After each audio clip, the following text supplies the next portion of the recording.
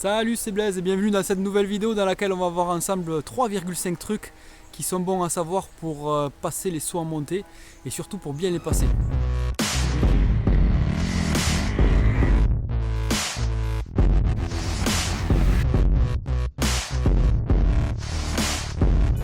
Si ce n'est pas déjà fait, tu peux encore t'abonner à la chaîne en cliquant sur le lien juste en dessous et en trouvant la petite cloche pour recevoir les notifications dès qu'on poste une nouvelle vidéo. Donc en motocross, les sauts c'est un endroit qui n'est pas évident à appréhender. Pourquoi? Tout simplement parce qu'on a la peur du vide. On n'est pas habitué à sauter aussi haut, aussi loin et avec autant de vitesse. Aujourd'hui je vais te montrer les sauts en montée. On va voir ensemble ce qu'il faut faire pour passer le plus rapidement possible et se faire le moins peur possible.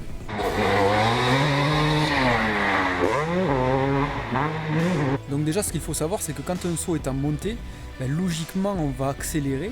Et vu qu'on va accélérer jusqu'au bout, on aura plutôt tendance à partir sur l'arrière.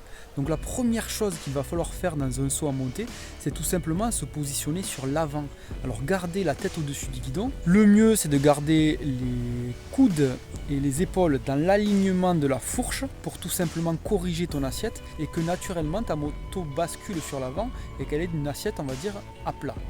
Alors bien sûr il faut être malin, ça c'est le style de choses que tu vas pouvoir faire quand l'appel est nickel, c'est-à-dire qu'il n'est pas troué. Sinon il faut arriver à gérer avec ses jambes et à très bien serrer la moto entre ses jambes pour justement contrer les trous et les ornières qu'il y a à l'appel. Il se peut parfois que même en se mettant sur l'avant, ta moto ait tendance à aller un petit peu sur l'arrière, que l'assiette de ta moto soit un petit peu sur l'arrière. Donc là la chose à faire c'est tout simplement freiner du frein arrière. Alors bien sûr il faut faire attention, il faut bien embrayer, mais le fait de freiner du frein arrière va te permettre de corriger l'assiette de ta moto et te permettre de la faire replonger sur l'avant.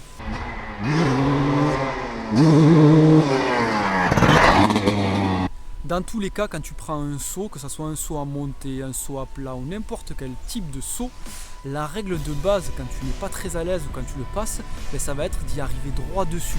Alors si le saut est en sortie de virage, ce que tu vas faire c'est prendre ton virage un peu plus large, alors surtout les premières fois où tu vas le passer, et ensuite prendre ton appel droit. C'est la règle de base pour être un peu plus à l'aise.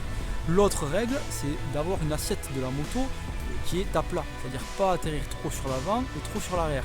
Si l'assiette de ta moto est trop sur l'avant, dans ce cas-là il va falloir accélérer. Si l'assiette de ta moto est trop sur l'arrière, c'est ce que je viens de te dire, il va falloir freiner du frein arrière, bien sûr en embrayant. La dernière chose à gérer correctement sur un saut en montée, ça va être l'atterrissage. Alors l'atterrissage, ça dépend justement de l'atterrissage du saut.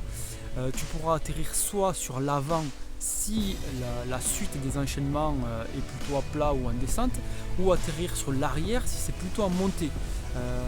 Dans le cas que je te montre moi sur la vidéo, j'atterris un peu plus sur l'arrière. Pourquoi? Pour pouvoir accélérer rapidement et enchaîner sur le saut suivant. Et le conseil bonus, le 0,5 dans les 3,5 astuces, ça va être tout simplement de monter le moins haut possible. Plus tu veux gagner du temps en motocross, moins ta moto devra monter haut dans les sauts. Pour aller vite, il va falloir que tu montes le moins haut possible et que tu ailles le plus loin possible. Plus vite les roues toucheront le sol, plus tu gagneras de temps parce que tu pourras accélérer plus rapidement.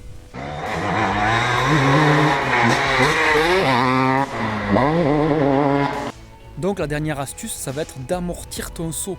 Pour l'amortir, comment on fait? Il y a plusieurs types d'amortis.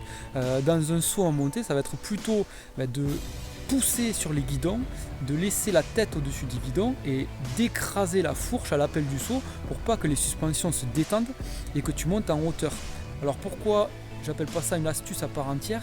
Ça en est une, mais tout simplement parce que c'est une astuce qui est un peu plus compliquée. Là on passe au niveau 2, amortir un saut, c'est quelque chose qui se fait quand on a un certain niveau.